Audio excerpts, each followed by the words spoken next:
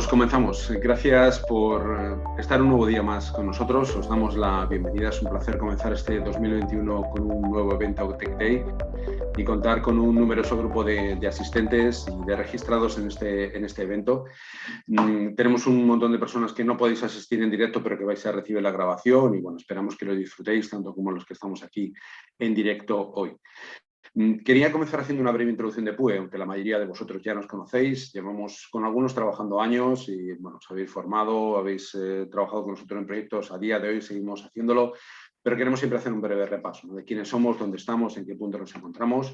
Y para esto compartimos esta slide que muchos ya habéis visto, pero que nos pone un poquito al día. Llevamos más de 20 años trabajando entre Barcelona y Madrid, de nuestras dos sedes, con proyectos de consultoría IT, con formación a clientes de todo tipo, con un equipo de unos 120 personas aproximadamente a día de hoy y con este crecimiento continuo y exponencial cada año, ¿no?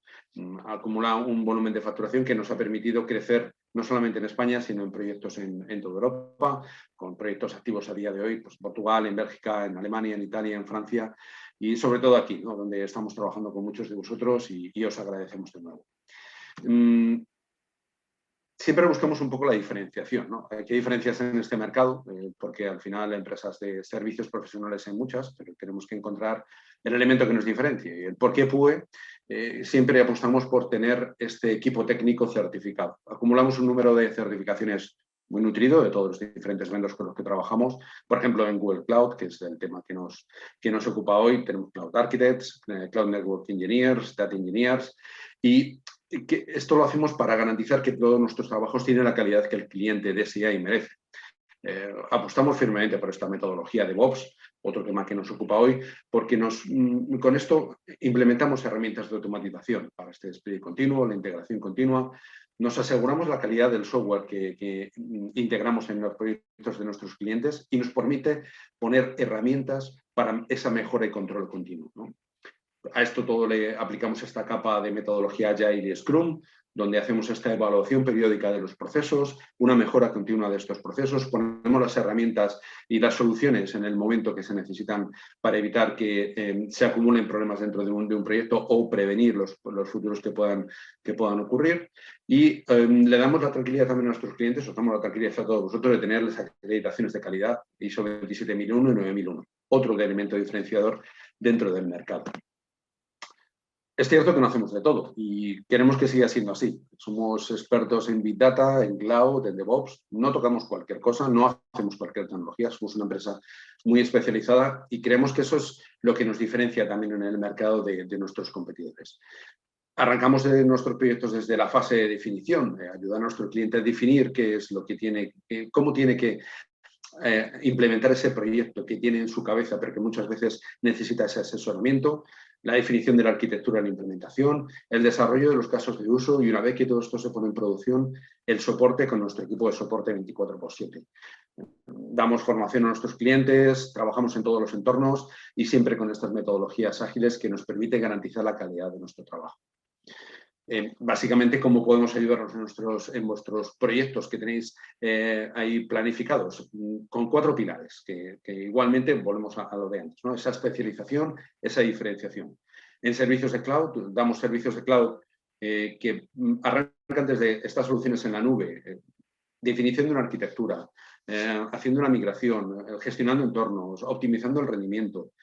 Servicios especializados sobre todo en el área de Big Data, Machine Learning y en analítica de datos, donde llevamos muchos años con un equipo de expertos que han sido pioneros en esta tecnología en España y donde estamos desarrollando la mayoría de los proyectos que tenemos con todos vosotros. Estamos también especializados en integración con otros builders, con otros fabricantes, que puedes encontrar, por ejemplo, en el marketplace de Google Cloud, como son DataRobot, Datadog, Cloudera, Confluent, Redis Labs. Aportan un valor adicional a todos los proyectos y os van a permitir integrar esas herramientas dentro de vuestra plataforma y dentro de vuestros proyectos, donde también estamos especializados y certificados. Y por último, un pilar que creemos fundamental para el crecimiento tanto de nuestros clientes como de los clientes de nuestros clientes, ¿no? La formación y la certificación. Es lo que os va a diferenciar dentro del mercado y ofrecemos todo el portfolio de formaciones de muchas tecnologías que abordamos, en especial las de Google Cloud, donde somos centro formador y certificador y donde os podemos ayudar para preparar vuestros equipos. Si os estáis planteando empezar en Google Cloud, ¿cómo iniciarse en este Google Cloud? Bueno, os veréis identificados en alguno de estos dos campos. Uno seréis este Greenfield, estáis empezando a plantearos cómo desplegar vuestra arquitectura en la cloud. Quizás sois una startup que bueno, queréis ser cloud native y arrancar todo desde este punto y no tener un entorno on-premise. Y otros queréis empezar a probar cómo trabajar en la nube con Google Cloud. Os ayudamos en esta definición de la arquitectura, a hacer ese piloto, esa prueba de concepto que os va a ayudar a ver qué valor os aporta el trabajar dentro de la plataforma de Google Cloud y cómo ir planteando esos casos de uso que se irán añadiendo a esta plataforma y que irán haciéndola crecer, ¿vale? Otros seréis este brownfield. Ya tendréis un recorrido, un histórico, una plataforma on-premise donde tenéis vuestras cargas de trabajo, estaréis trabajando con otros proveedores de nube, pero queréis empezar a migrar cargas a Google Cloud, os ayudamos en esta adaptación de las cargas de trabajo, la migración a un entorno de Kubernetes que tiene su complejidad y donde nuestro equipo está certificado y especializado, en cómo optimizar esos recursos que se ponen en marcha dentro de la nube, sobre todo muy orientado al control de costes, que suele ser una de las principales preocupaciones que tienen los clientes, cómo controlo los costes de todo lo que estoy consumiendo en la nube. Os ayudamos a saber utilizar esas herramientas que tiene Google Cloud precisamente para eso, ¿no? Para que haya ese control de coste y ese mínimo impacto en los servicios que dais internamente en vuestras compañías y que a la vez dais a vuestros clientes, ¿vale? Si vamos a estos servicios de cloud, os ayudamos en todo el ciclo de vida del proyecto de migración a la cloud o de implementación de la plataforma de cloud, desde la definición de la arquitectura, la migración a esta cloud de Google, la gestión de la cloud híbrida, el performance tuning, cómo optimizar estos recursos para que funcionen correctamente y sobre todo, y muy importante, ese mantenimiento preventivo y predictivo para evitar que surjan problemas. Nos adelantamos con herramientas de monitorización propias y con soluciones que el propio fabricante perdón, tiene, como es Google Cloud, para que el rendimiento y la plataforma funcione correctamente en todo momento.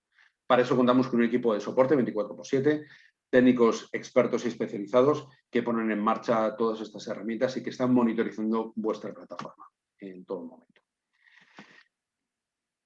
Si vamos al segundo pilar de los que veíamos al principio, como servicios especializados somos una empresa muy experta en Big Data. Llevamos desde el año 2016 integrando plataformas de Big Data. Algunos de nuestros técnicos llevan más años, han sido pioneros, de hecho, en estas tecnologías del Big Data en España. Fueron de los primeros que se empezaron a certificar a nivel europeo en fabricantes como, por ejemplo, Cloudera. Conocemos muy bien todo el ecosistema Hadoop y podemos ayudaros en la definición de ese proyecto de Big Data. Hemos trabajado con otros muchos fabricantes durante todo este tiempo, pero ahora apostamos por desarrollar proyectos de Big Data en Google Cloud. Creemos que es la mejor plataforma de cloud, con diferencia, para generar estos proyectos de Big Data, para que vuestras cargas de trabajo se migren a esta plataforma y garantizar la calidad del mismo. Tienen herramientas como las que vamos a ver hoy, como otras que podemos enseñar para esta ingesta, para la preparación del dato, la exploración de los datos, integrar esas ETLs, cómo hacer un análisis profundo y detallado, cómo desarrollar proyectos de IoT, la computación, cómo sacarle el máximo rendimiento, plataformas de inteligencia artificial, etc. Conocemos muy bien todo este entorno y os podemos ayudar al detalle para que vuestros proyectos de Big Data en Google Cloud sean un éxito.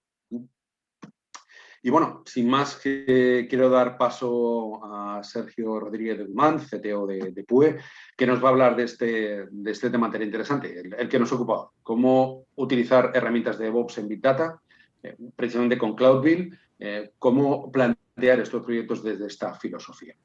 Un pequeño detalle antes de dar paso a Sergio, que creo que es importante que lo tengamos todos en cuenta. En la sesión de hoy se está grabando, compartiremos con vosotros, tanto los que habéis solicitado grabación como los que estáis asistiendo en directo, la grabación de la sesión para que la podéis visualizar más adelante. Podéis darle otro repaso con más tranquilidad si hoy os han interrumpido con llamadas de teléfono o con cualquier otra emergencia. Y os vamos a enviar en las próximas horas, a lo largo del día, un correo electrónico con una encuesta de satisfacción. Os agradeceríamos enormemente que, por favor, la completéis y nos envíes vuestro feedback, nos ayuda a mejorar y a seguir dando un mejor servicio para todos vosotros. Y bueno, esperamos seguir viéndonos en los diferentes Tech Days que iremos programando a lo largo del año 2021. Os iremos informando puntualmente para que podáis ir programándolos en vuestra agenda. Y nada, no os entretengo más y os dejo con Sergio. Adelante, Sergio, todo tuyo. Buenos días y nada, muchas gracias a todos por estar aquí en esta sesión, en este PUE Tech Day, en el que vamos a hablar principalmente de DevOps, sobre Big Data, con tecnología cloud, de Google Cloud, dentro bueno, utilizando uno de los componentes interesantes, ¿no? que es CloudBuild, aunque vamos a hablar un poco de forma genérica de lo que es la filosofía de DevOps. Yo soy Sergio Rodríguez, CTO en PUE.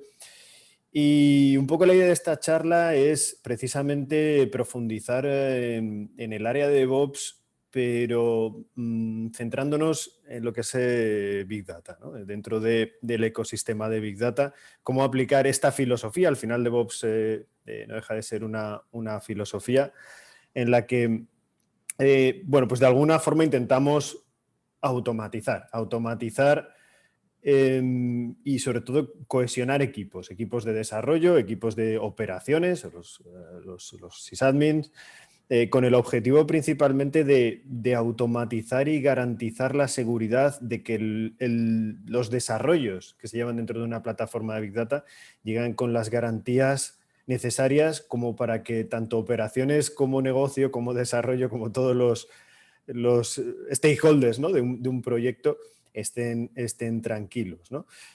Sobre todo en un mundo en el que el time to market cada vez es más rápido, ¿no? El hecho de que los desarrollos, las nuevas aplicaciones, las nuevas funcionalidades tengan que llegar lo más rápido posible y ser muy flexibles, muy adaptables al cambio, con mucha capacidad bueno, pues de resistir, ¿no? Esas nuevas funcionalidades, esos modo mantenimiento, esas nuevas características dentro de los desarrollos, pero con el foco puesto en el mundo Big Data, ¿no? Que tiene, obviamente, sus diferencias con respecto a lo que puede ser el desarrollo más orientado al mundo backend, al mundo frontend, sobre todo por la propia idiosincrasia del mundo Big Data, que en definitiva es la gestión masiva de información. Ya he visto que hay por ahí alguna pregunta en la parte del chat. Intentaremos responder a esas preguntas al final de la sesión. Pero bueno, como he visto que es además una pregunta interesante, ¿no? Acerca de las certificaciones y cuál es la más compleja entre AWS, Google Cloud o Azure. La verdad es que las certificaciones son fáciles o difíciles. Todo depende muchas veces de la propia certificación. No hay un patrón. Es decir, no es que sean más complicadas o más difíciles entre diferentes fabricantes, cada una tienen los suyos.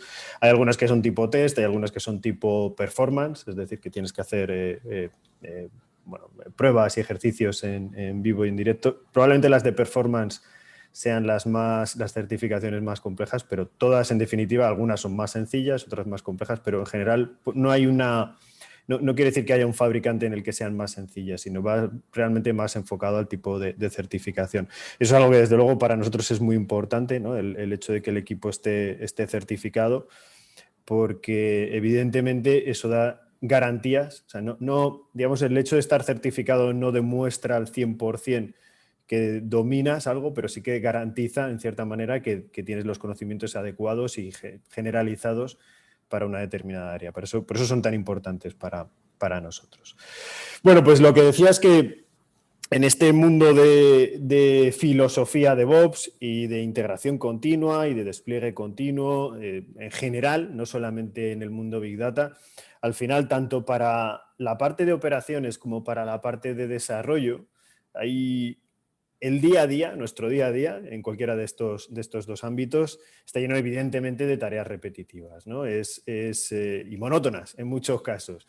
Resolver incidencias en el área de administración, resolver giras, generar nuevas funcionalidades. Entonces, al final de lo que se trata o de lo que pretendemos muchas veces con la filosofía de DevOps o con una de las partes de DevOps, que es al final la integración, despliegue y entrega de continuos de código, es que digamos, nuestro tiempo se centre principalmente en en implementar funcionalidades, en dar respuesta a negocio, no en compilar, no en testear, no en subir un código, en generar, en transferir. Es decir, en definitiva, todas esas tareas vamos a dejarlas que las hagan las máquinas, sobre todo porque la automatización trae de por sí mejoras en el sentido de rendimiento, de ser más ágiles, de ser más rápidos y sobre todo elimina las posibilidades de fallo.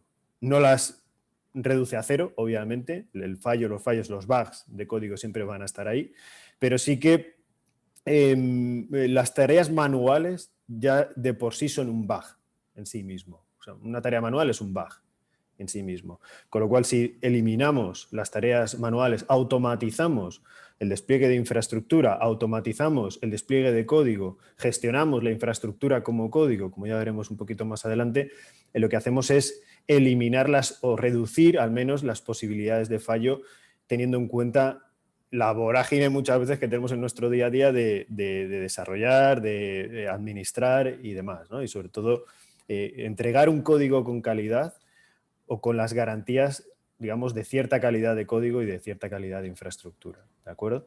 Entonces, esto es un poco la filosofía de DevOps, donde lo que buscamos... A ver, un segundito que quito esta ventanita por aquí. Eso es. Vale. Donde lo que buscamos con la integración continua dentro de esta filosofía de DevOps es básicamente automatizar tanto la construcción del código como las pruebas, como, bueno, pues básicamente con cada commit que hagamos de código, que todo eso genere un workflow completo que de forma automática pueda testearse, pueda hacer test unitarios, validación de código, calidad del código, análisis de vulnerabilidades, test end-to-end. Eso que sin este tipo de filosofía y sin este tipo de herramientas, pues prácticamente sería el trabajo de un equipo completo dedicado a probar absolutamente todo, ¿no? Lo que buscamos con esto es que todo esto se haga de forma automática y que garanticemos que el código, cuando está en un estado en el que según la rama, por supuesto, en la que estemos trabajando, pues tengamos cierta garantía de que el código está listo para ser desplegado en producción. Eso es lo que buscamos fundamentalmente con la integración continua, sea en Big Data, sea en cualquier tipo de entorno de desarrollo, sea del tipo que sea. ¿De acuerdo? La integración continua va hasta el punto en el que, por decirlo de alguna manera, el código está compilado, está testeado, pero vamos un poquito más allá, que es la entrega continua, ¿vale? Que es dentro de esta filosofía, pasamos aparte de la integración continua, a la entrega continua, y en realidad no es un paso físico como tal, sino más bien un paso lógico, ¿eh? ¿No? Es el siguiente paso a la integración continua, donde lo que buscamos es, o la filosofía representa la filosofía del compromiso del equipo, del compromiso del desarrollo, de que tu código está en un estado, en un punto concreto, en el que está listo para entrar a producción. Es decir, ahí le estamos dando tanto a operaciones como a negocio, como a los gestores de los proyectos, la garantía de que en determinado punto nuestro código y en determinada rama nuestro código está listo para estar en producción, ¿vale? Para subir a producción. Eso es un poco la entrega continua. Es decir, tiene los checks, tiene las validaciones necesarias como para que esto esté listo para entregar en producción. Y esa es la siguiente fase, es decir, integración continua, entrega continua y por último, y este quizás es el paso siempre más ambicioso de todos los proyectos, que es la entrega continua. La entrega continua se basa en la idea de ya tengo todo listo, todo empaquetado, todo probado, todo testeado, evaluado, he pasado mis puertas de calidad. Bueno, pues la entrega continua es básicamente ya el paso final, es decir, desplegar el software necesario, desplegar esa nueva versión de nuestro código, de nuestra aplicación, de forma automática ya en los entornos correspondientes. Luego hablaremos más adelante ya de las diferentes fases, diferentes entornos que podemos tener en el mundo Big Data, pero realmente podríamos llegar a automatizar el despliegue de la aplicación o de la infraestructura necesaria para esa aplicación en los entornos de desarrollo, en los entornos de test, en los entornos de aceptación y, ¿por qué no? Aunque eso siempre es una fase que da cierto cierto temblor, llegar a producción, es decir, que el código suba a producción automáticamente. ¿De acuerdo? Es bastante ambicioso, no en todos los sitios lo hacemos así, obviamente. Normalmente el subir código a producción siempre requiere al menos de la aprobación manual de alguien, de algún responsable de la subida a producción, pero sí que por lo menos se automatiza hasta básicamente darle a un clic, a un botón, que sirva la aprobación o que suponga la aprobación de ese pase a producción, ¿no? Pero esa entrega continua, ese despliegue continuo, en lo que se centra es que no tengamos que copiar un archivo a mano o un jar a mano en un determinado sitio o editar ficheros, no. Que todo eso se haga de forma automática sin intervención humana de ningún tipo. ¿Vale? Esa sería un poco la filosofía del despliegue continuo. En este caso, un poco las fases que hemos comentado dentro de la integración continua, despliegue continuo y entrega continua, estas serían un poco las fases, ¿no? De por dónde llegamos a este apartado. El software que nos ayuda para llegar a conseguir llegar hasta el final, hasta llegar a un entorno de pruebas o de producción o de aceptación y demás, aquí hay multitud de opciones, ¿vale? En este caso y en este ejemplo hablábamos en la parte de repositorio de control de código de GitHub, que es un poco casi el epicentro de todo lo que sucede en este workflow de integración y despliegue continuo, sea para Big Data, sea para lo que sea. A ver, aquí puede ser Bitbucket, puede ser GitHub, puede ser cualquier repositorio, control de repositorio, normalmente Git es un poco el estándar ya los Subversion y compañía ya prácticamente son legacy, pero es un poco el epicentro, insisto, y no solamente para código, sino como ya veremos un poquito más adelante, para la infraestructura, para la gestión de la infraestructura o de la infraestructura como código, gestionar el estado en el que se encuentra nuestra infraestructura a partir de código, en esa infraestructura como código, centralizado en el control de versiones o en el control de código, como puede ser GitHub. Esta es un poco la filosofía, que insisto, comentaremos un poquito después, que es la filosofía de GitOps, no DevOps, sino GitOps, y es básicamente centralizar las operaciones desde el lado de sysadmin dentro del repositorio de código, de manera que los cambios en la infraestructura ya no se hacen a base de comandos o a base de editar ficheros, sino que se centralizan en este repositorio de versiones, de manera que se despliegan esos cambios en la infraestructura a través de GitHub. Esa es un poco la filosofía de GitOps, ¿de acuerdo? En todo esto también en la parte de construcción, una pieza fundamental es ese orquestador de construcción, que es Jenkins en esta slide, que es Cloud Build, digamos como analogía dentro de la nube pública de Google. Cloud Build que nos permite, bueno, pues también orquestar todo este tipo de pruebas, de pasos, de despliegues, de testeos.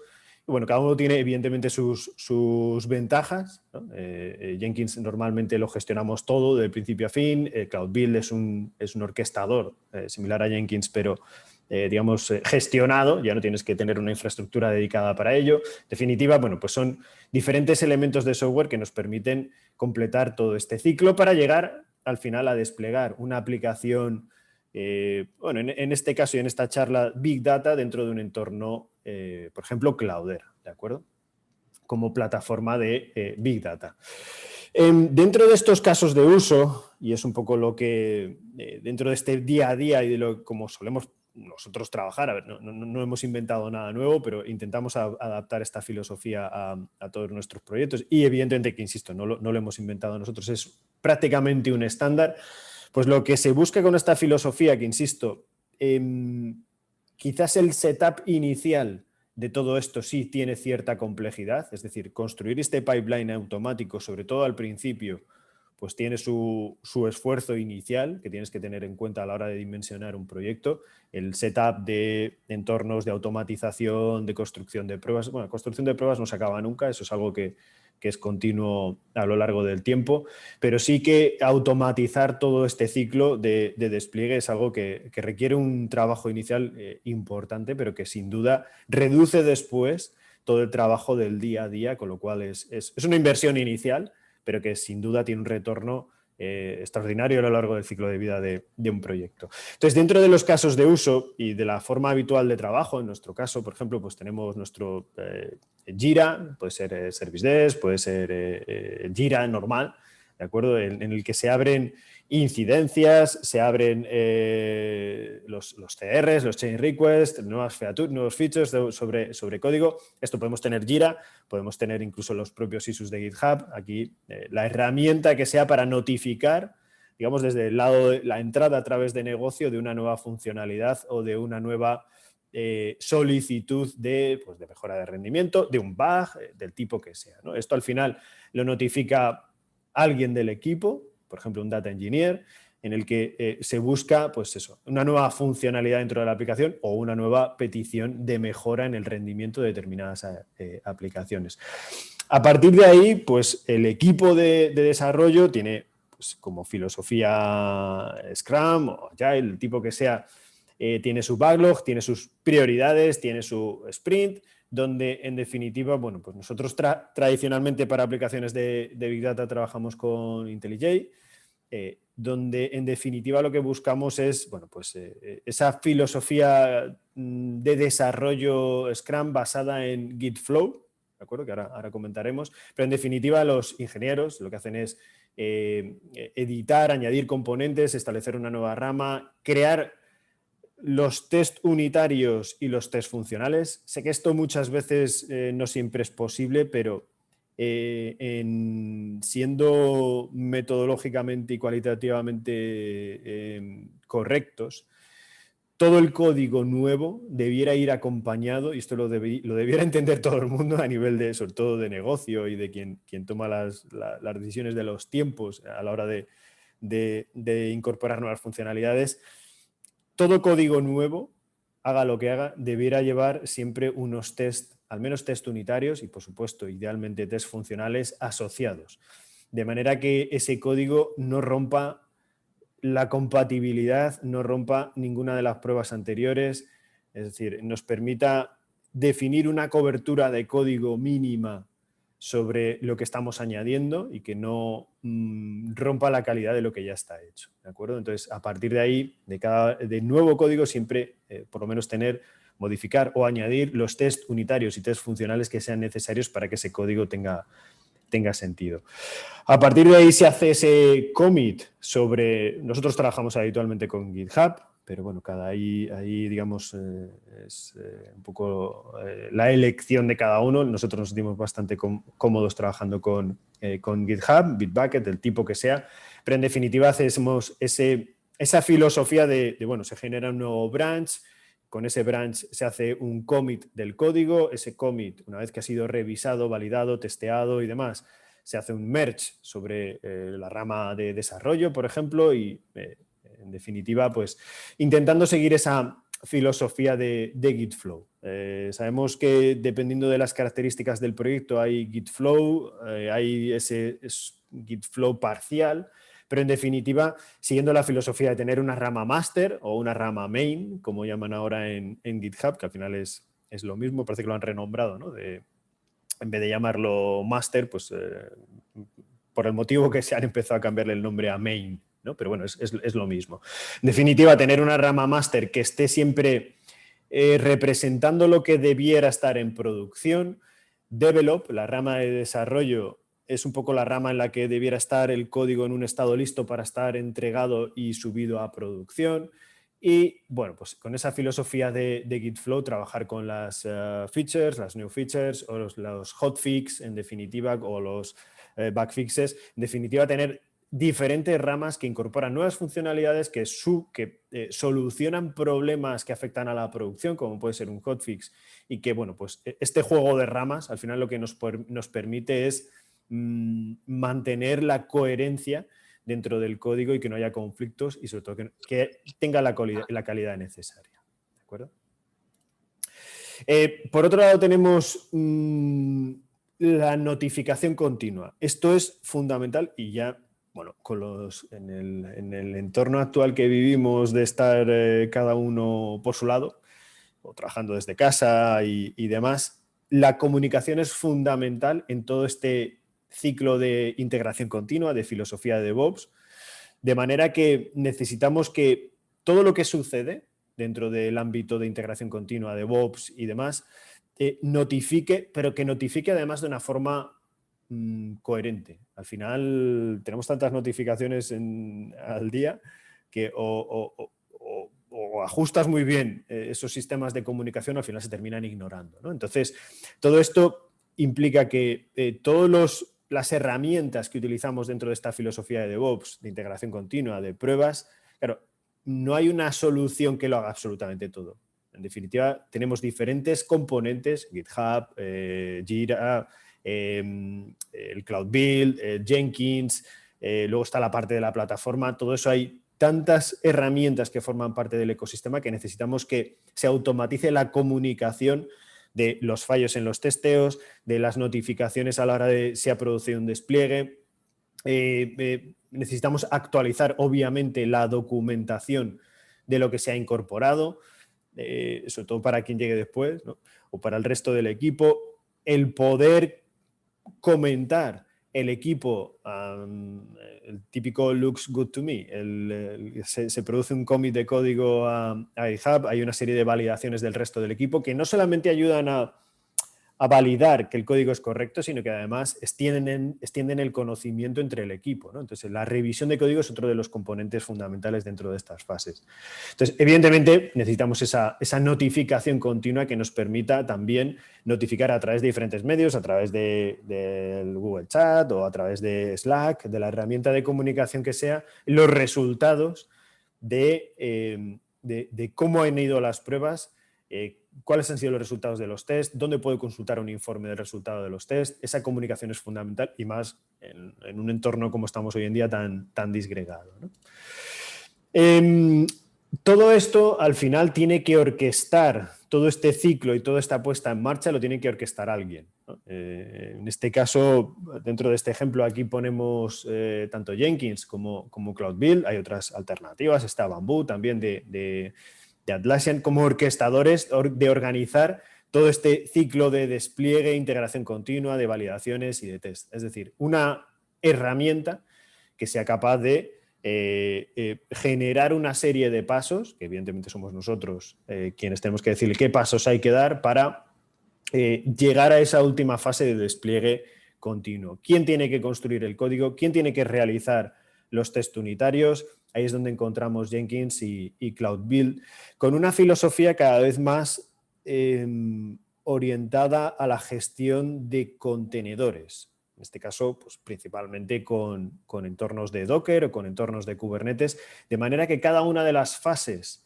que se realizan en la validación y en la integración continua del código ya no es un Jenkins donde en local tengo que tener una versión de Java o una versión de Scala o una versión concreta instalada físicamente en el servidor, sino que lo que se hace es que para una de las pruebas del pipeline de construcción de esta integración continua tenemos un contenedor con una versión concreta que se utiliza o se despliega según sea necesario. Es decir, tanto Jenkins como Cloud Build cada vez más se basan en la filosofía de que todos los pasos de un workflow los ejecutamos dentro de un contenedor con una versión concreta de Java, con una versión concreta de Scala, de Node, de Python, del lenguaje que sea, de manera que, de nuevo, obtenemos los beneficios de la gestión de contenedores, sobre todo aplicado a la construcción y a la entrega continua del código, ¿no? Los dos, en ambos casos, cada vez más, bueno, Cloud Build ya es prácticamente mandatorio el uso de contenedores. En el caso de Jenkins, cada vez más construimos pipelines que se basan en el uso de contenedores, ¿de acuerdo?, con la intención de que la construcción y la ejecución del código, la construcción de código, la ejecución de pruebas de código, los test unitarios, los test de carga, se hacen ya dentro de versiones concretas de los compiladores o de las librerías que necesitemos, ¿de acuerdo? Aquí, obviamente, no hablamos de todas las herramientas necesarias para todo esto, pero obviamente dentro del ciclo de integración continua y despliegue continuo, pues hay la parte de calidad de código, como puede ser SonarQube, la parte de almacenamiento de artefactos, como puede ser Nexus, pero bueno, en definitiva, aquí centramos el tiro un poco de forma resumida en lo que utilizamos habitualmente, ¿de acuerdo? Y en este caso uno de ellos es Cloud Build, ¿vale? que es esa alternativa cada vez más frecuente a Jenkins, que nos permite precisamente orquestar y automatizar esa despliegue y entrega continuos de código.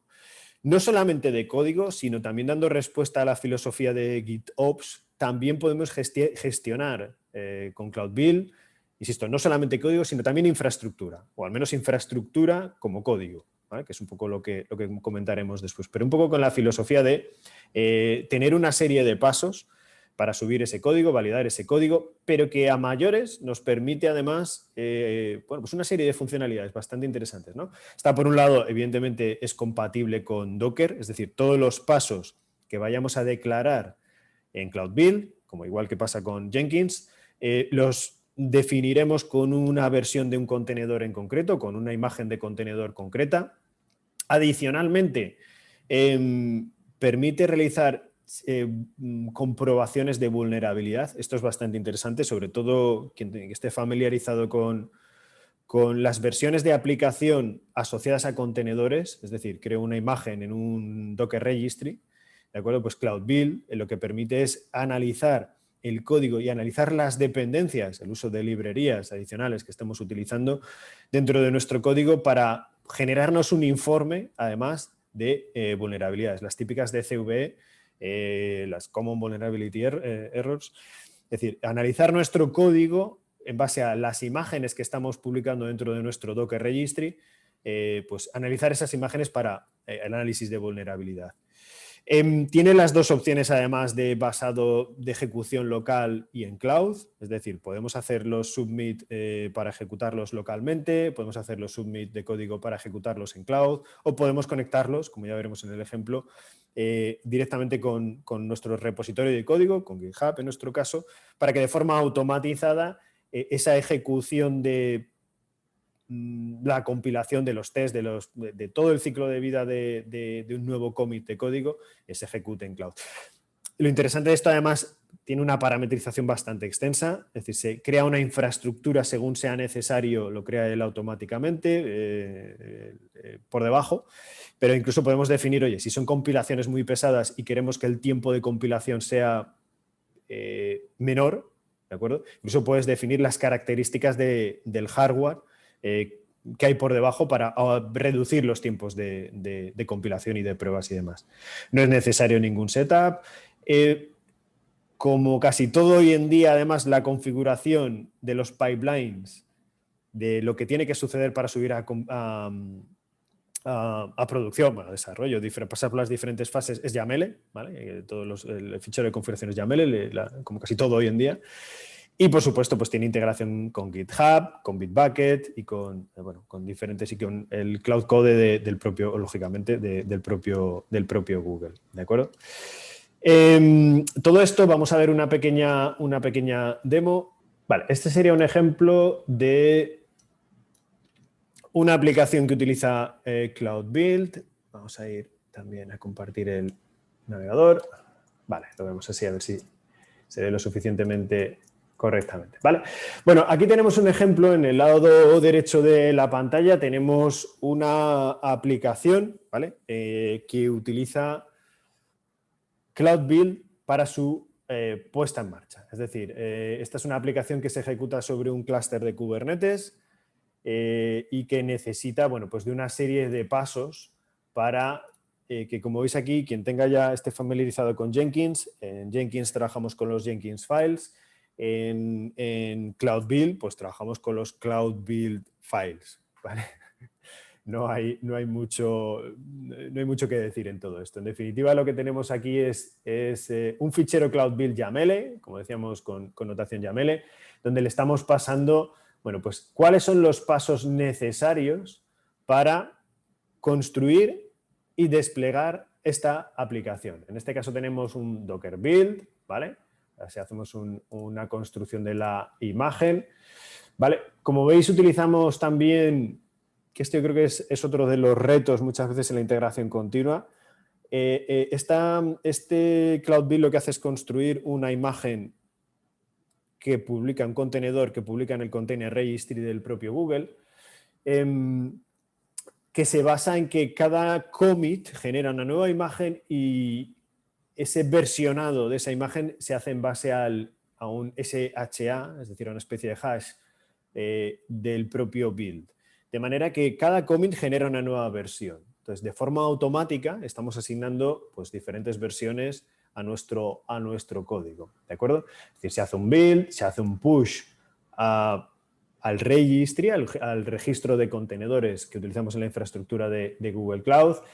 Y finalmente, pues lo desplegamos a GKE. GKE es el Google Kubernetes Engine, ¿vale? Que es el Kubernetes gestionado de Google, donde le pasamos, bueno, pues todos los parámetros necesarios para que se suba a ese clúster de Kubernetes. ¿A qué clúster de Kubernetes?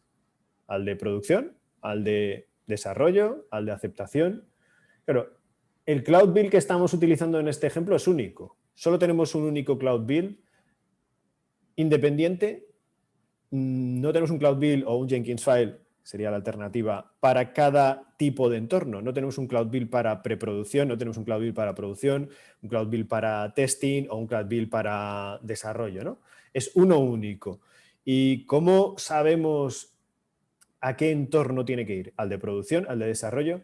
Bueno, pues nosotros en la filosofía que utilizamos de DevOps va asociado a la rama, ¿vale? Esto, por supuesto, es sujeto a opiniones, a gustos y a preferencias. Nosotros preferimos hacerlo así. Es decir, la rama Devel, ¿vale?, termina en el entorno de, vamos a decir, de preproducción o de aceptación. La rama Master o Main termina en producción. Es decir, según la rama, el código se despliega en un entorno u otro. De manera que el fichero Cloud Build es único, es el mismo para todos, pero según la rama en la que se encuentre este código, terminará yendo hasta un entorno u otro. ¿De acuerdo? Vale, ¿qué sucede? Bueno, aquí en la parte de la izquierda lo que tenemos es este repositorio declarado en GitHub, es por supuesto un repositorio privado, donde tenemos las integraciones. Las integraciones con Google Cloud Build, las integraciones con Jira. Jira normalmente para que los commits se reflejen en el proyecto asociado con sus issues y sus nuevas features, de manera que los commits de código tengan esa notificación al equipo de proyecto, ¿de acuerdo? Y a la parte de Jira donde gestionamos el ciclo de vida del proyecto. Y por otro lado, tenemos la integración con Cloud Build. La integración con Cloud Build lo que hace es que cada vez que se produce un push a cualquiera de las ramas de desarrollo, hay un webhook que avisa a Cloud Build de, oye, hay una nueva versión del código, haz los pasos que tengas que hacer. ¿Qué pasos son los que tienes que hacer? Pues precisamente estos de aquí, ¿vale?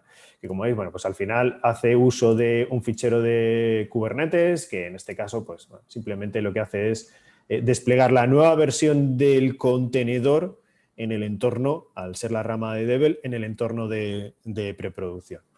Bueno, con toda su configuración de Kubernetes, con su YAML y compañía. A modo de ejemplo, para hacer una pequeña prueba, bueno, vamos a poner aquí algún cambio de código, algo menor, ¿vale?, que no rompa demasiado, porque esto es código real, ¿vale? Vamos a poner aquí un pequeño console log, que no lo deberíamos usar el console, pero bueno, es simplemente para ver el ejemplo. Bueno, esto en definitiva aquí lo que nos está diciendo, oye, tienes cambios sin producir, esto vamos a hacer un demo de Cloud Build, en el commit, aplicamos los cambios, vale, bueno, pues esto lo que hacemos es ya subir, hacer vamos a decir, este push sobre el código. Hacemos un push request. Vale, esto lo que hemos hecho ha sido subirlo, obviamente, al repositorio de código, ¿de acuerdo? Acabamos de hacer ese push sobre la rama Devel, que debería estar aquí. Esto es demo de Cloud Build. Como vemos, además, y esto es importante, lo que decíamos en la parte de las notificaciones, tenemos que notificar el resultado de los builds. Este checkmark es que todavía hay checks que se están realizando, ¿vale? Podemos ver los detalles aquí. Se está ejecutando en Cloud Build y, de hecho, vamos a verlo dentro de Cloud Build, de la consola de Google Cloud. ¿Vale? Perdón, no es en esta. A ver, un segundito. Vamos a... Aquí vamos. Vale, Aquí debería estar. Aquí estamos, ¿vale?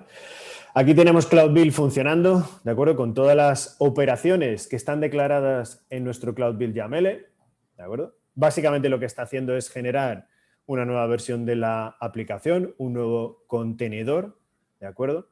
Todos los pasos necesarios y el último paso que será desplegarlo en la infraestructura de Kubernetes, ¿de acuerdo?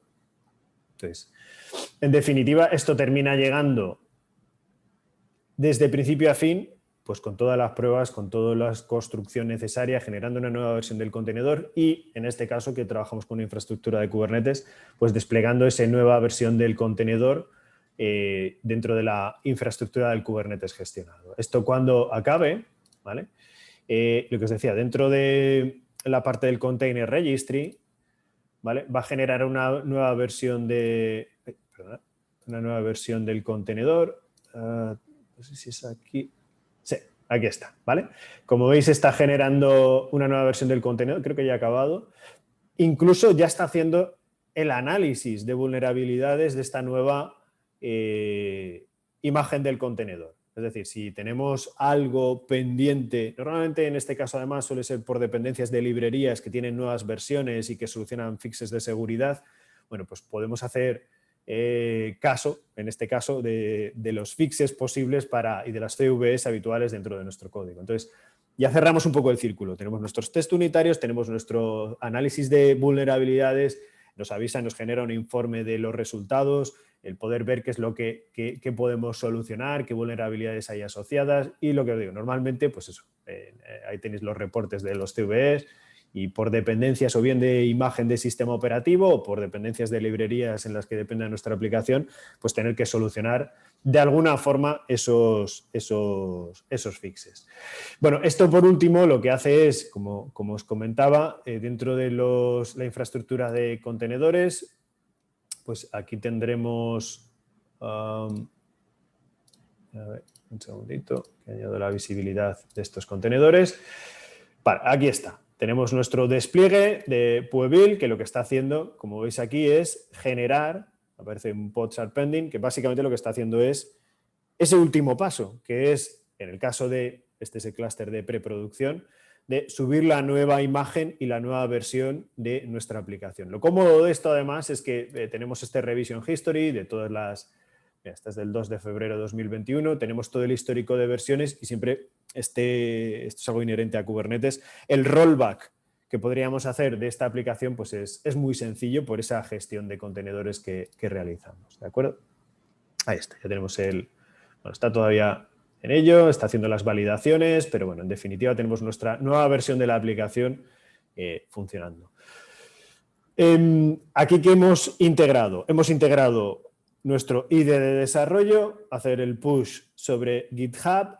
GitHub, no estamos haciendo uso aquí en el momento en que hemos puesto el mensaje del commit, hemos hecho un commit con un mensaje muy básico, pero siempre es interesante. Mira, aquí podemos ver que ha ido bien, ya tenemos el green check. A ver que actualizamos y vemos el green check. Ahí está, ¿vale? Ya tenemos nuestro green check de que lo que hemos hecho ha sido validado y, digamos, el equipo puede ver que efectivamente, o el responsable del proyecto puede ver que esta compilación no ha roto nada ni se ha roto nada. Digo, ¿pero qué componentes hemos utilizado? Hemos utilizado, por un lado, nuestro IDE de código, hemos hecho el push, en este caso sobre la rama Devel, no hemos creado una rama aparte, que sería lo ideal. Hemos hecho el push sobre GitHub. GitHub ha notificado a Cloud Build de que se ha producido un nuevo cambio. Cloud Build ha iniciado una nueva fase de pruebas, de compilación, de construcción y, por último, ha desplegado esa nueva versión del software a través de un contenedor. Lo ha subido a GKE, al Google Kubernetes Engine. De manera que cerramos de esta forma el ciclo completo de construcción de código. Vale, volvemos entonces a la presentación. Como veis, bueno, todo esto desde que hemos hecho el commit de código hasta que ha llegado a ver, es una aplicación sencilla, hasta que ha llegado a subirse a producción prácticamente han sido 2 minutos, si llega, ¿no? Entonces eso es algo que y además testeado, validado, comprobado, análisis de vulnerabilidades, todo ello en prácticamente 2 minutos, con lo cual el resultado, yo como desarrollador ahora podría ver inmediatamente que el resultado, puedo hacer pruebas, y si tuviera que hacer, bueno, pues a mano en mi equipo la compilación, de hacer las pruebas, después subir, crear el nuevo contenedor, subirlo. Bueno, pues todo esto es una sobrecarga que simplemente con yo darle al botón del commit, pues es algo bastante sencillo, ¿no? Claro, todo esto al final, para aplicaciones relativamente sencillas o dentro de un mundo de Big Data, el tema ya se empieza a complicar, ¿no? Una cosa son los test unitarios, pero test funcionales y test de carga o de pruebas de carga, en el mundo de Big Data la cosa ya se empieza a complicar. Básicamente porque gestionamos datos. Todas las aplicaciones de Big Data tienen un propósito muy claro y es la gestión de la información, la gestión de los datos de negocio, los datos de pacientes, los datos de clientes, los datos del tipo que sea, pero con el objetivo de tener un beneficio para el negocio, ¿no? Claro, ¿cómo hacemos esas pruebas teniendo en cuenta que cuando hablamos de Big Data hablamos, bueno, en algunos casos pueden ser unos cuantos gigas, bueno, no sé yo si sería mucho Big Data o no, pero podemos hablar de terabytes, petabytes de información. ¿Cómo hacemos pruebas con nuestro código cuando las pruebas o los datos con los que hay que trabajar son tan masivos, ¿no? Bueno, pues aquí aparecen una serie de retos con los cuales pues, tenemos que afrontar en nuestro día a día. Y es sobre todo los recursos de cómputo, es decir, vale, tenemos nuestro entorno de producción, pero ¿cuántos entornos vamos a necesitar? Vale, si yo tengo que tener un entorno de pruebas, un entorno de desarrollo, ¿qué cantidad de nodos voy a necesitar? ¿Qué cantidad de hardware voy a necesitar? CPU, memoria, disco, y todo eso evidentemente tiene un coste.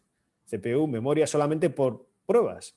Es decir, voy a tener que pagar por licencias, voy a tener que... Es decir, al final ahora mismo, pues todas esas pruebas tienen que ejecutar sobre un entorno antes de llegar a producción, tener los datos necesarios para poder hacer esas pruebas y evidentemente pues esto implica coste en los recursos de cómputo, de almacenamiento, la configuración adicional de entornos.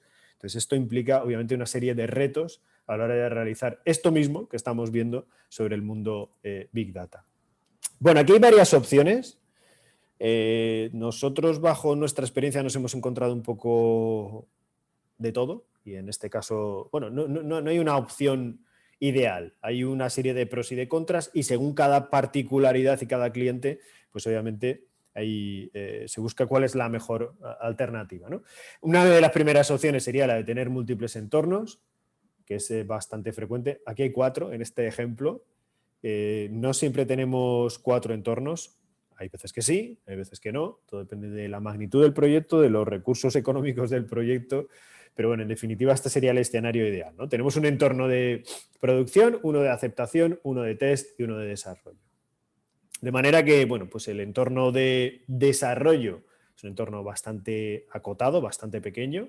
En algunos casos puede ser incluso el propio equipo del desarrollador. En otros es un pequeño entorno virtual sobre el cual podamos subir nuestro código y hacer pruebas de ese código.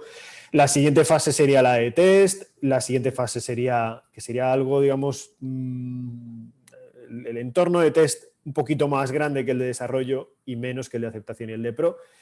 Y el tercer entorno, el de aceptación, debiera ser un carbon copy, o sea, una copia exacta o muy aproximada a lo que es producción. Si no igual, muy, muy cercano, tanto en los datos como en las características de hardware, que nos permita probar lo que va a pasar en producción. Es decir, todos los tests, todas las pruebas de carga, el dataset con el que vamos a hacer esas pruebas en aceptación debiera ser igual a lo que vamos a encontrarnos en producción.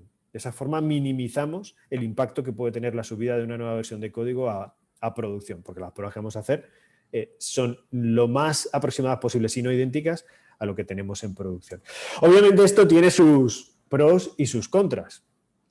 Tener las ventajas, obviamente, si tenemos un entorno de aceptación que es igual que el de producción, eso nos permite ajustar muy bien lo que nos vamos a encontrar en producción. Es la misma configuración, son los mismos servicios, los mismos niveles de seguridad, ¿vale? En un entorno Big Data donde hoy en día, en cualquier aplicación, hoy en día la seguridad es tan importante, sobre todo con temas de protección de datos y demás, obviamente pues la seguridad es fundamental. Tenemos que tener entornos que repliquen lo que nos vamos a encontrar en producción. También los test de carga son mucho más precisos. Los data sources, los orígenes de los datos, debieran ser los mismos que los de producción.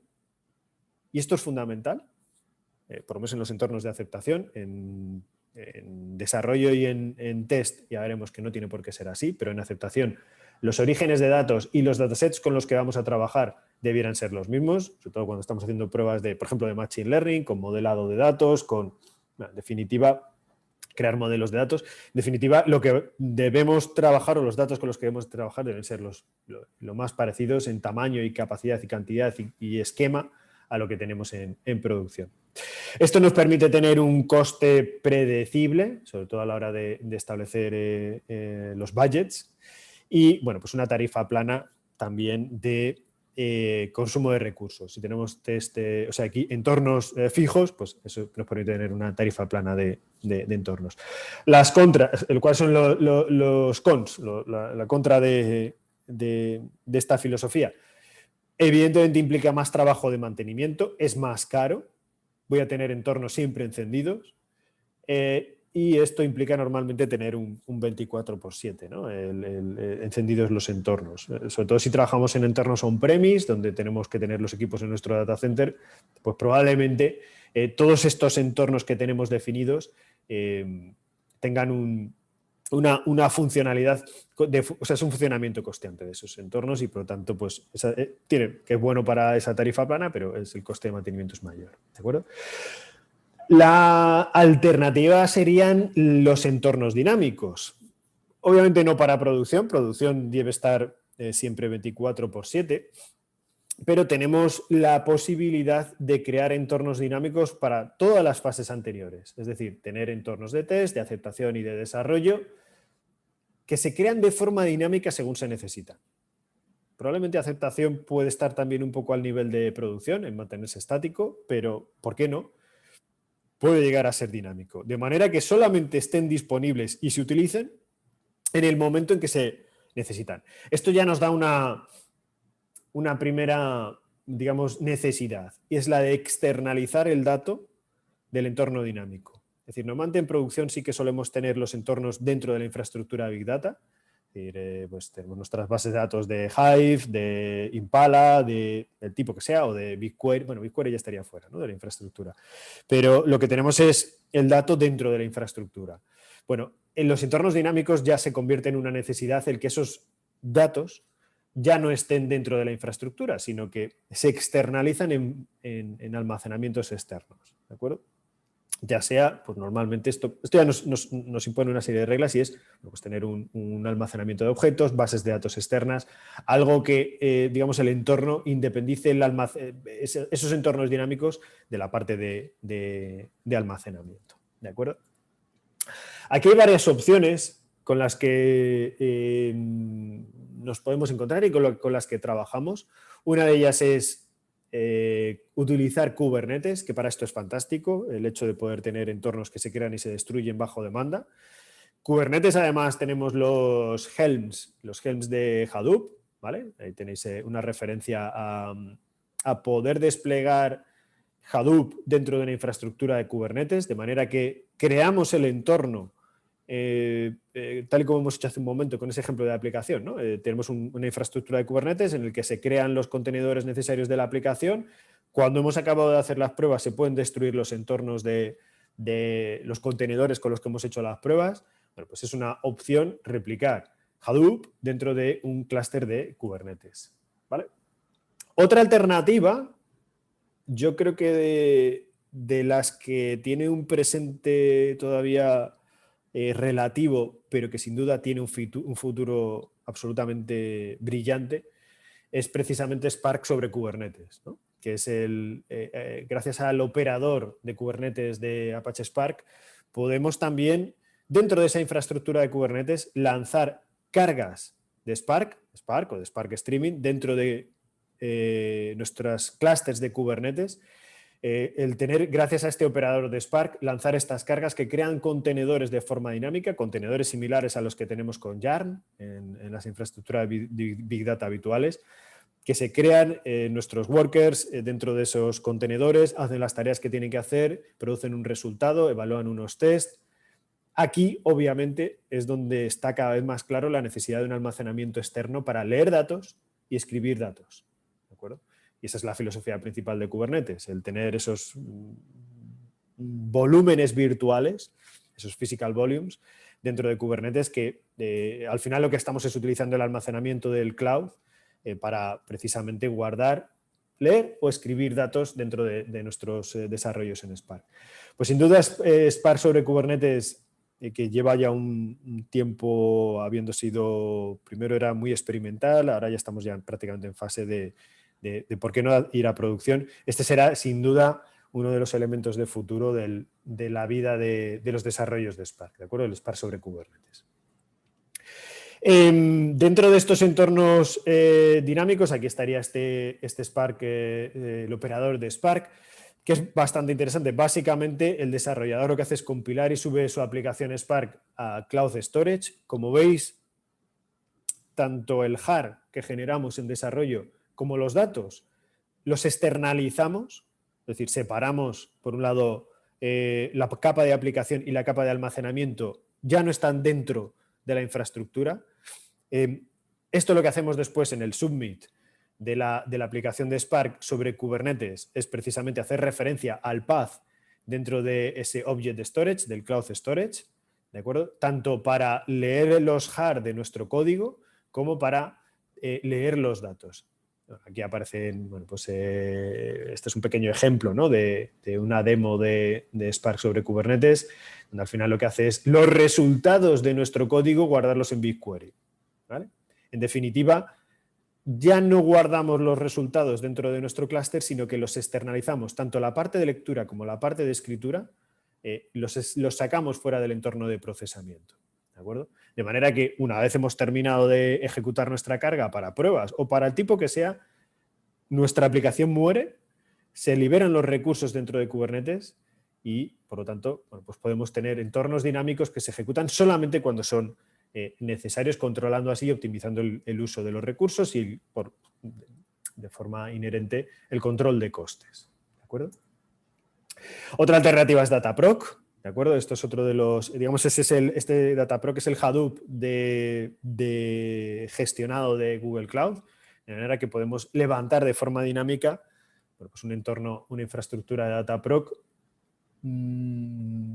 según le necesitamos. Es decir, puede levantarse, tiene todas las funcionalidades habituales de un clúster de Big Data con Spark, con Hive, Pig. De hecho, tiene una serie de init actions, unas acciones de inicialización como parte del setup dinámico de Dataproc, de esta infraestructura de Kubernetes, de Hadoop. No es Kubernetes, esto ya no es Kubernetes, esto es, en realidad son máquinas con imágenes preparadas de Hadoop que las configura automáticamente con esos scripts de inicialización donde podemos añadir pues, Presto, Hue, Zeppelin, Jupyter, de manera que esos scripts de inicialización que levantan la infraestructura de Dataproc inmediatamente pues tienen ese setup completo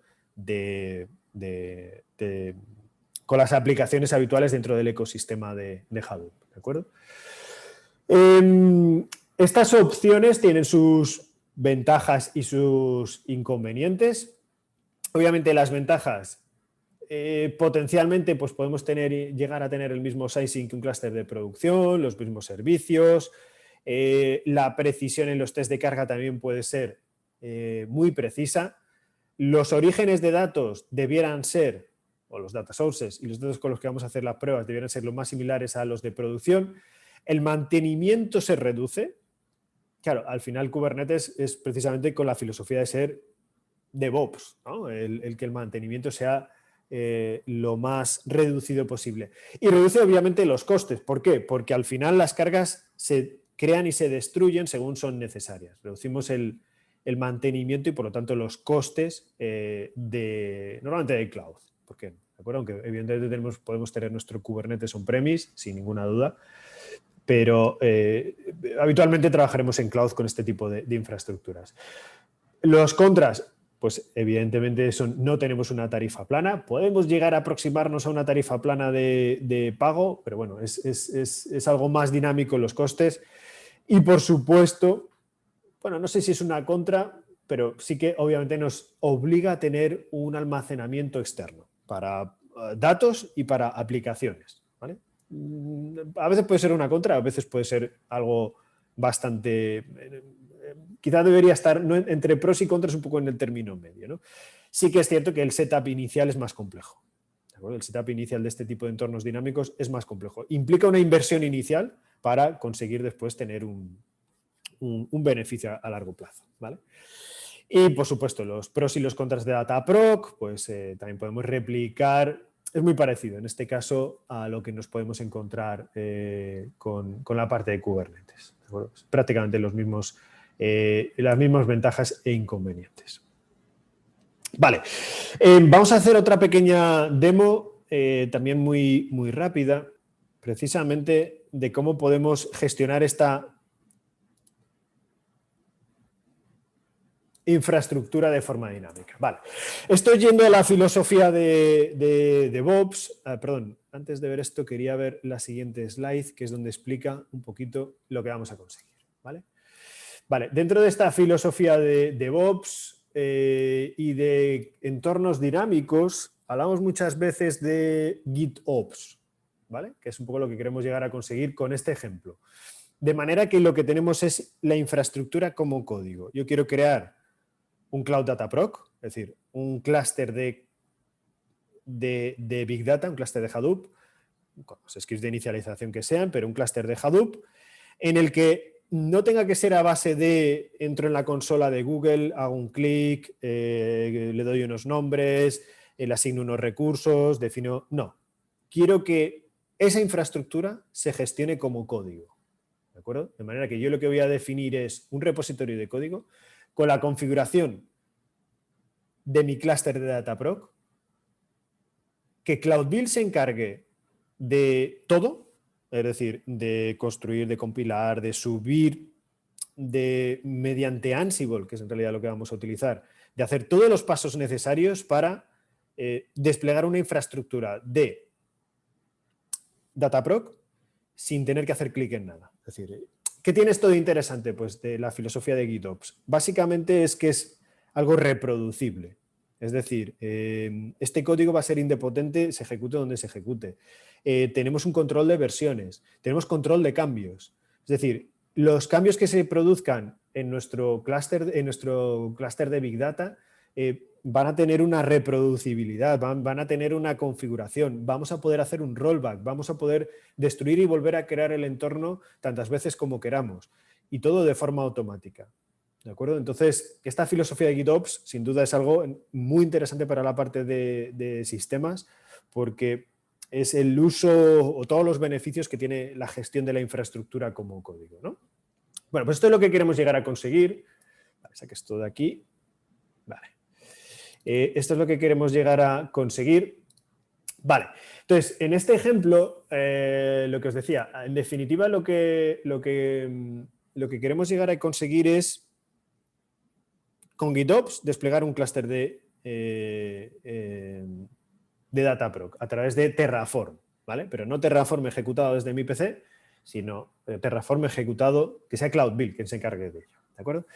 Vale, en definitiva, aquí lo que tenemos son una serie de pasos que es, bueno, pues en principio algo muy básico. Es decir, primero dime cuál es a través de la imagen, una imagen de Alpine, hacer un echo, ¿vale? Simplemente un echo del nombre de la rama. Después que hagan los pasos habituales de Terraform. Quien esté familiarizado con Terraform, esto es muy básico, es decir, un tf-init, un tf-plan, utilizamos la versión la 0.14.15, todo con contenedores, ¿de acuerdo? Con contenedores y con imágenes en este caso de Terraform, de HashiCorp, ¿vale? Hacemos un tf-init, un tf-plan y un tf-apply, ¿vale? Voy a quitar esto de aquí que no quiero destruirlo todavía.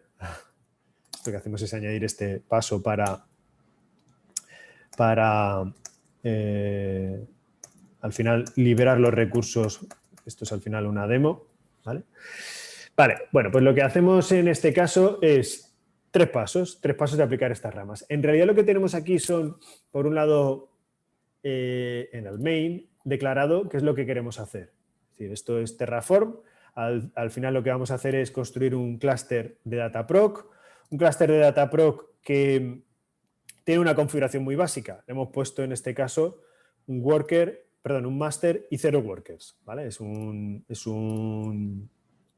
clúster de demo, pero aquí lo que definiríamos sería pues, cuál es su bucket de configuración, cuántos masters vamos a aplicar en el clúster Dataproc, cuántos workers vamos a definir, cuántos workers de tipo preemptible, es decir, los workers de tipo preemptible son aquellos que se utilizan para aportar CPU pura y dura, es decir, no aportan almacenamiento, sino que además son al ser de tipo preemptible son un 80% más baratos, de manera que puedes definir instancias que aportan CPU y almacenamiento, que serían los workers, y workers que son, bueno, más de usar y tirar, que son los de tipo preemptible, que solamente aportan CPU y memoria, ¿de acuerdo?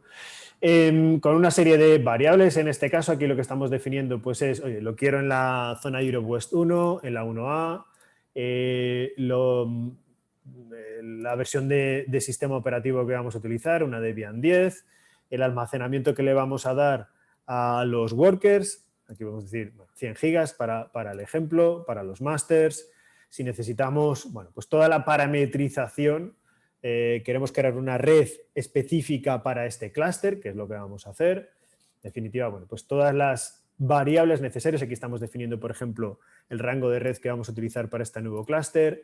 O sea, todo lo que va a definir la configuración de este clúster se va a crear precisamente en este entorno de Terraform. Vale.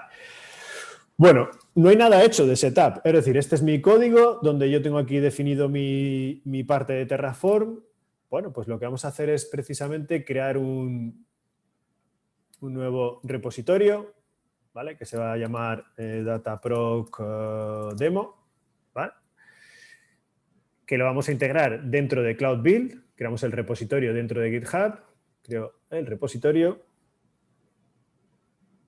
Bueno, pues ya está. Tenemos creado nuestro repositorio. El siguiente paso, voy a darme esto por aquí, ¿vale? Para que lo veáis en la parte de los comandos. A ver, script, profile, presentación. Ahora sí se verá un poquito mejor, ¿vale? Vale, development.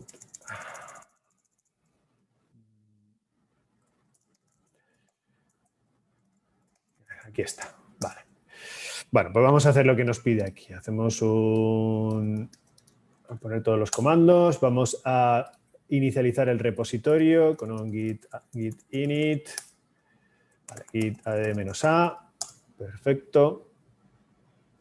Vale, y bueno, pues ya añadimos todos estos componentes. Como veis aquí, en la lista de comandos que nos dan, el branch ya lo que hace por defecto GitHub es crear una rama main en lugar de una rama master. Bueno, esto lo puedes cambiar si quieres, pero bueno, es curioso cómo ahora se ha cambiado este concepto de que ya la rama master ya no se llama master, se llama rama main. Pero bueno. Bueno, ya tenemos esto inicializado. Lo siguiente que vamos a hacer es en Cloud Build, ¿de acuerdo? Vamos a cambiar a nuestro proyecto de la demo. Vale, por Madrid. Aquí estamos. Venga. Vamos a ir a la parte de Cloud Build, aquí estamos, ¿vale? Donde vamos a ver, vamos a crear los triggers necesarios para conectar. Aquí en los triggers vamos a conectar nuestro repositorio, el que acabamos de crear. En este caso, bueno, a lo mejor nos conecta repositorios, Manager Repositories, si no recuerdo mal. Vale, con el repositorio sí, vale, está bien. Aquí elegimos el origen de este repositorio, GitHub. Vale, dentro de nuestra cuenta de GitHub de Pueteam vamos a añadir la demo de Dataproc. Aquí está. ¿Vale? Bueno, hay que aceptar esto. Entonces lo que estamos es conectando Cloud Build con el repositorio que acabamos de crear. Vamos a crear un trigger. El trigger es el disparador, es decir, dataproc demo, es decir, ¿qué va a hacer que se ejecute este Cloud Build? Bueno, pues ahí tenemos el dataproc demo. Cada vez que se produzca un push a una rama concreta, en este caso a la rama main, ¿vale? Solo tenemos una rama en este ejemplo. Vale, pues cuando se produzca un push a la rama main,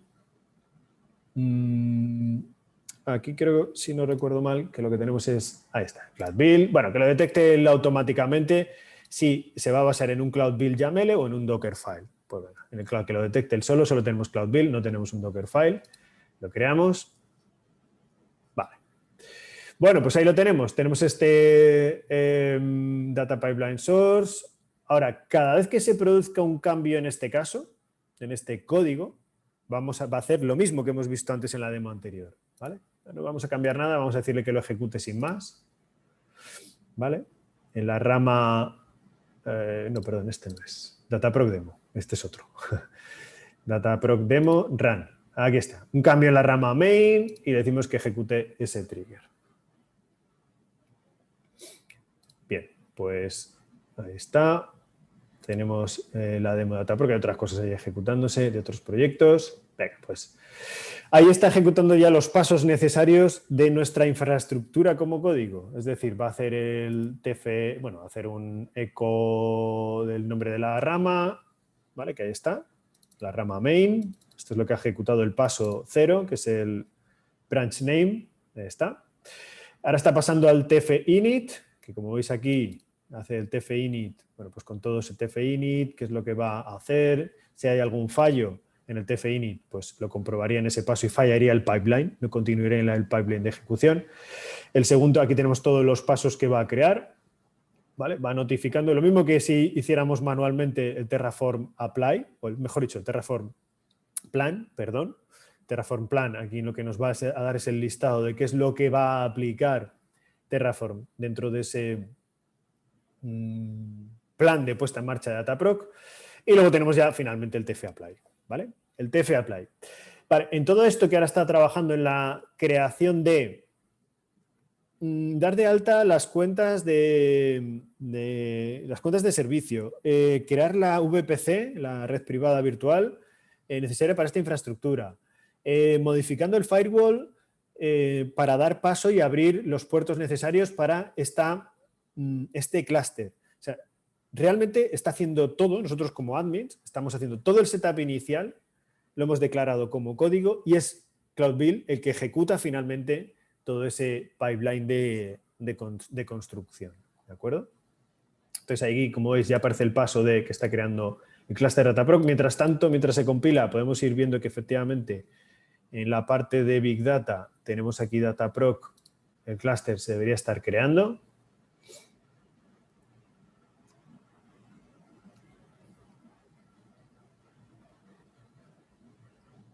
Ahí está, ¿vale? Está haciendo el provisioning ya de este clúster. Entonces, nosotros los pasos han sido muy básicos. Terraform, creamos nuestro código de Terraform. Lo he probado un poquito, obviamente, se prueba un poco para ver que hace lo que debe hacer, que no tiene bugs. Creamos un repositorio de código, conectamos el repositorio de código con Cloud Build, se crea el trigger para decir qué es lo que debe disparar la compilación, entre comillas, compilación de este código y se acabó. Entonces, ahora ya tenemos la filosofía de GitOps centralizada, en este caso en Cloud Build, y simplemente pues, definiendo esta infraestructura como código. Es interesante en este caso, como se puede ver aquí, tenemos un script de inicialización, que es el script de inicialización de Stackdriver.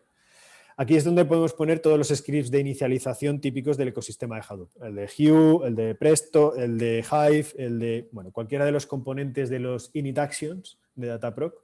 Pero pues sería un paso más aquí, de manera que yo ahora mismo, como admin nos piden, necesito un componente más dentro del clúster de Big Data. Bueno, añadimos aquí el script de inicialización, hacemos el push a GitHub y automáticamente se vuelve a lanzar este ciclo de creación de Dataproc con los componentes necesarios. ¿De acuerdo?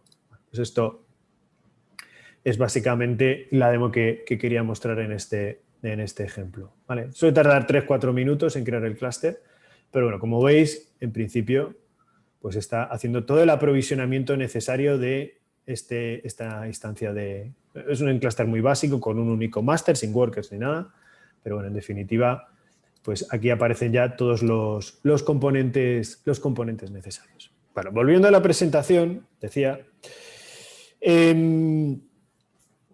bueno, aquí básicamente el último paso que nos queda es que, evidentemente, y lo que hemos visto a lo largo de esta presentación, es que necesitamos externalizar dentro de Big Data y de DevOps aplicado a Big Data, necesitamos ya prácticamente externalizar el código y, en algunos casos, los datos.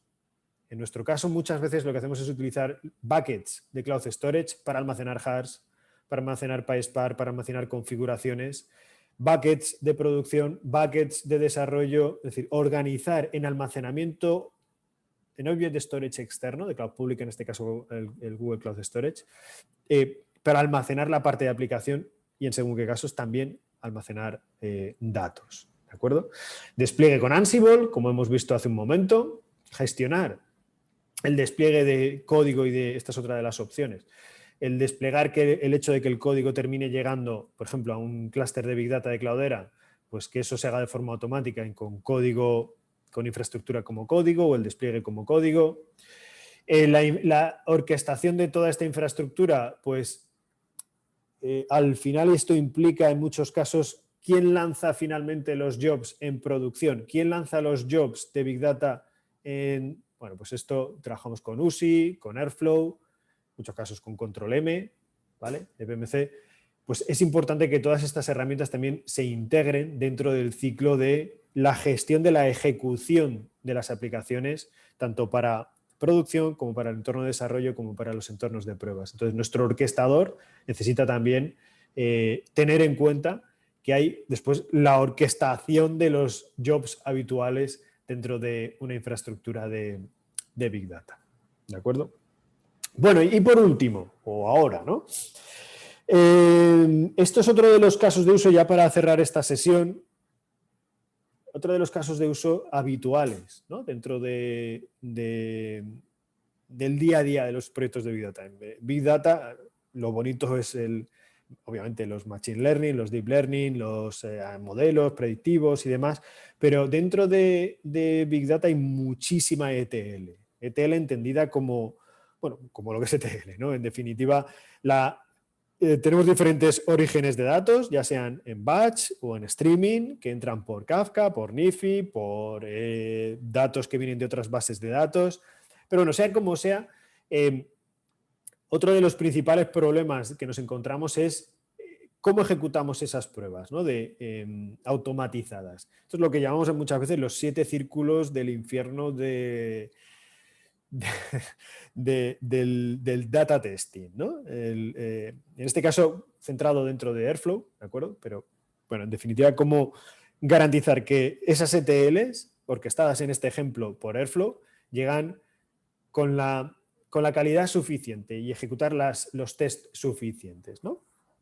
Quien tenga ya experiencia previa con Airflow, lo que definimos con Airflow son DAGs, los Direct Acyclic Graphs, es decir, digamos, de una forma muy gráfica, valga la redundancia, son entornos donde podemos definir los pasos por los que tiene que pasar una ETL. Es decir, leemos de una fuente de datos, transformamos y cargamos y transformamos, o bueno, lo que sea, con el lenguaje que sea, ¿no? Normalmente en este caso con Python, orientado a PySpark o a lo que sea.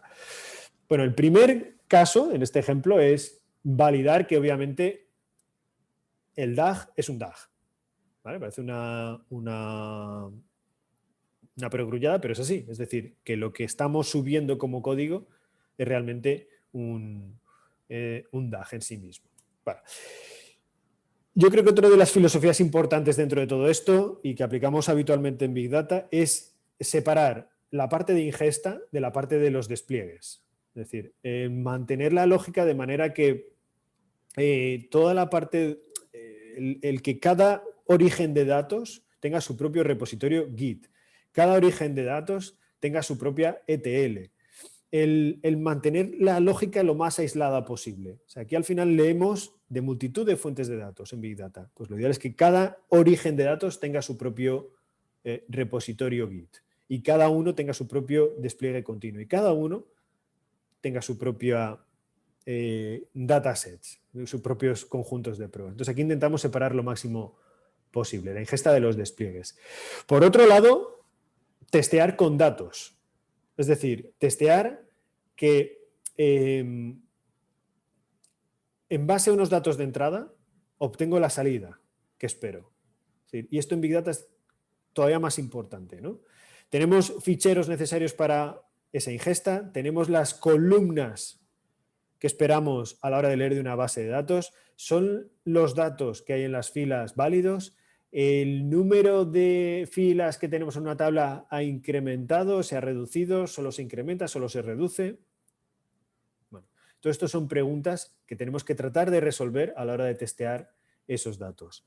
El alerting, obviamente, con todas las pruebas que realizamos, esto lo hemos comentado antes, bueno, pues es importante que los equipos sean notificados, ¿no?, en todo este sistema de alerting. El Git enforcing, es decir, necesitamos, bueno, o forzamos a que Git sea un poco la piedra angular de todo esto. Es decir, que sea que el código que se ejecuta en producción sea la última versión en concreto, el que está en aceptación que sea lo de la rama Devel. Es decir, en definitiva, forzar a que haya determinados garantías de que lo que se ejecuta es lo que está en Git y no el código que hay en el equipo o en el portátil de un desarrollador. ¿De acuerdo? El construir pipelines de pruebas. Es decir, crear datos falsos dentro del ciclo de vida de integración continua que nos permitan testear la lógica, sobre todo para los test unitarios. En Big Data y sobre todo en los desarrollos orientados a ETLs, tendríamos que entender nuestro desarrollo como una caja negra. Tenemos una entrada y esa entrada debe producir una salida. ¿De acuerdo? Es decir, es importante asegurar, como aparece en esta slide, asegurar que lo único que cambia es el código, no ni el input ni el output. Es decir, que una misma entrada produce una misma salida. Si tiene que variar la salida por el motivo que sea, se actualizan los test unitarios. Pero es importante entender que nuestro código es como una caja negra. Ante una entrada debe producir una salida. Si eso se rompe, es que hay un fallo y por lo tanto el pipeline de ejecución debiera detenerse por completo. Por otro lado, el tamaño de los datos sobre los que hacer las pruebas. Es decir, necesitamos tener diferentes entornos, que es lo que hemos visto antes, ¿no? 4 entornos de desarrollo, entorno de test, entorno de aceptación, entorno de producción, de manera que cada uno de ellos tenga un subconjunto de datos de lo que nos vamos a encontrar en producción, o no, bueno, más o menos. Es decir, los entornos de desarrollo normalmente es para hacer unas pruebas rápidas con un tamaño de datos muy, muy, muy reducido, en torno a 0,0025, dependiendo de las volumetrías de cada sitio, ¿no? Pero nada tendrá sentido, obviamente, pero es un test rápido de integración. Cuando pasamos a la siguiente fase, la fase de testing, necesitamos un subconjunto conocido de datos que nos permita ver de forma rápida si hay algo que está mal, ¿vale? Pero ese test debiera ser rápido. Luego tenemos el entorno de aceptación y aquí es donde viene ya la parte fundamental, donde es una carbon copy, una copia exacta de lo que es producción. Podemos, digamos, hacer los test necesarios unitarios, end-to-end, funcionales, del tipo que sea, con las garantías, con las mayores garantías, no siempre máximas, pero sí las mayores garantías de que lo que vamos a ejecutar en producción va a ser un comportamiento repetitible de lo que hemos hecho en aceptación. ¿Vale? Entonces, a partir de ahí, pues obviamente aceptación debiera tener unos datos lo más aproximados posibles a producción. Bueno, y este sería un ejemplo ya final de esto que hemos comentado y ya para cerrar la sesión, que es el procesamiento completo de datos, en este caso a partir de un pipeline construido 100% dentro de Google Cloud, ¿de acuerdo? A ver, ay, perdón, quería encender el este Puntero láser, esto es. Vale. Aquí lo que tenemos es los desarrolladores. En este caso hacen un commit de código, todo dentro de la plataforma de Google Cloud. Lo que tenemos es un control de código para Dataflow y un control de código para el código fuente donde creamos los DAGs. Es decir, separamos el despliegue de la infraestructura del despliegue de código. Tenemos dos repositorios, uno para infraestructura, otro para código. ¿De acuerdo? Dentro de Cloud Build vamos a tener definidos dos pipelines, el de test y el de producción. ¿De acuerdo?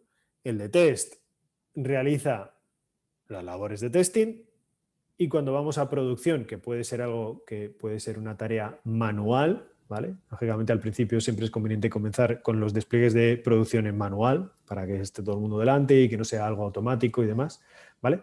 Pero el pipeline de testing hace absolutamente todo. Es decir, utiliza Cloud Storage para el jar que se genera en la compilación, guardarlo en un bucket, que es el test jar bucket. Los datos de entrada y los datos de referencia, este ejemplo es un word count, ¿vale? Los datos de entrada y los datos de referencia para hacer las validaciones en buckets también. Es decir, como veis, tanto los datos como el código, los jar que se generan y los resultados van todos en almacenamiento externo. Y nuestro código como tal, los pipelines que construimos sobre Airflow, van obviamente sobre el clúster de Airflow. ¿De acuerdo? Pero aquí, como veis, separamos la lógica de procesamiento por completo de la de el almacenamiento de las aplicaciones y los datos y los resultados de esas ejecuciones en un almacenamiento totalmente externo. ¿De acuerdo? Y esto es un poco el ejemplo y a lo que parece que tiene hoy en día todas las infraestructuras. Estamos ahí, no hemos llegado a este nivel de automatización todavía, pero sin duda este es el presente a medio plazo, sin duda, de tener entornos que se crean y se destruyen de forma dinámica, el ir a la filosofía de DevOps, pero sobre todo también incorporar la filosofía GitOps, que la infraestructura se gestione como infraestructura, como código, y en definitiva pues ver finalmente unos resultados lo más automatizados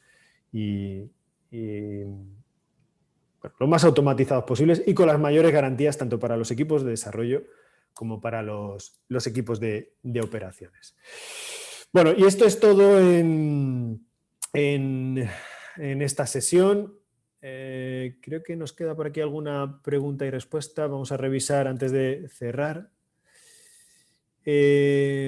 Vale, tenemos una pregunta de, bueno, Álvaro, la pregunta que ha hecho al principio, que dice que sí, bueno, sí, lo de las certificaciones, ya hemos respondido antes. Víctor Ruiz dice que en el ejemplo que he hecho, Cloud Build es el que ha levantado un contenedor de Terraform. Sí. Sí, la respuesta es sí. Es decir, Terraform, o sea, digamos Cloud Build, no tenemos hecho el setup de Cloud Build, es decir, el setup, quiero decir, no hay un clúster de Cloud Build, es decir, se levanta y lo gestiona Google por debajo, pero levanta una infraestructura por debajo del tipo que sea, sobre la cual levantamos un contenedor por cada uno de los pasos. Hemos visto que teníamos simplemente con la imagen de Alpine, hemos hecho un eco del branch. Después hemos hecho un TF init, hemos hecho un TF plan y un TF apply. ¿Vale? Cada uno de esos TFs era con una imagen de un contenedor de Terraform de HashiCorp. ¿Y quién lo levanta? Efectivamente es Cloud Build.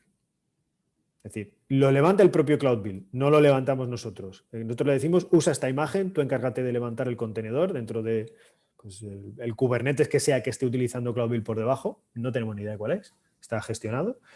Entonces levanta ese contenedor, ejecuta los pasos que sean, levanta otro contenedor para cada paso. Podemos reutilizar, obviamente, porque entre cada uno de los pasos utiliza Cloud Storage para mantener la persistencia o el estado, mejor dicho, mantener el estado entre cada uno de los pasos y entre cada uno de los contenedores. ¿De acuerdo? Y la siguiente pregunta es la de David, que dice ¿cómo realizas el input de los secretos API keys JSON de GCP u otros a través de Cloud Build? Pues esta es una gran pregunta y este es el problema quizás más frecuente de hoy en día en cuanto a la gestión de API keys, secretos, A ver, toda la gestión de secretos siempre debe estar, o claves, usuarios y contraseñas, debe desaparecer, obviamente, todo esto creo que somos todos conscientes, desaparece por completo del código.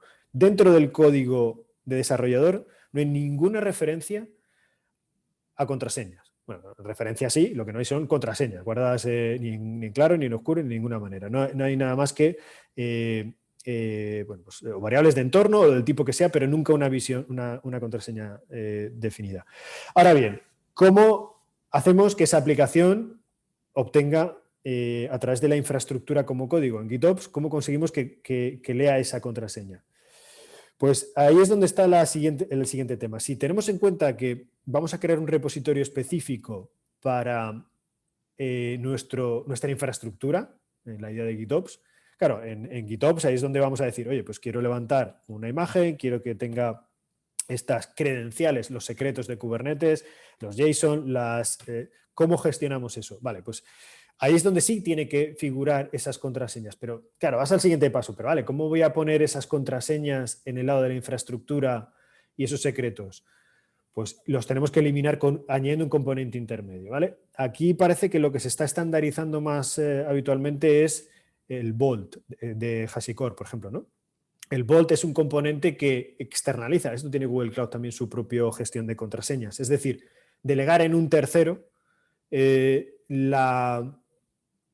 rellenado de contraseñas, la resolución de las contraseñas, es decir, tener un elemento externo que sea el que gestione esos secretos. Y el que sea, en el caso de que haya que traducir o obtener de algún almacenamiento, de algún almacén de claves, contraseñas, certificados, secretos del tipo que sea, que haya que actualizar en Kubernetes un secreto en concreto, lo que sea, es un tercero el que se encarga de ello. Google tiene el suyo propio en la gestión de claves de Google, pero también propone integraciones de terceros como puede ser el Vault de HashiCorp. Ahí estaría, el Vault sería una de las alternativas, ¿no? Delego el almacenamiento de claves, de la seguridad y demás en un tercero, en un componente externo. Y dentro de Cloud Build, lo que queríamos sería hacer referencias dentro de Cloud Build y dentro de nuestro código a rellenar los secretos y el despliegue de esa información de la forma que sea necesaria. Y vale, y la otra pregunta, ¿cómo administráis o purgáis las imágenes que no se van a usar más? Bueno, pues esa es otra gran pregunta.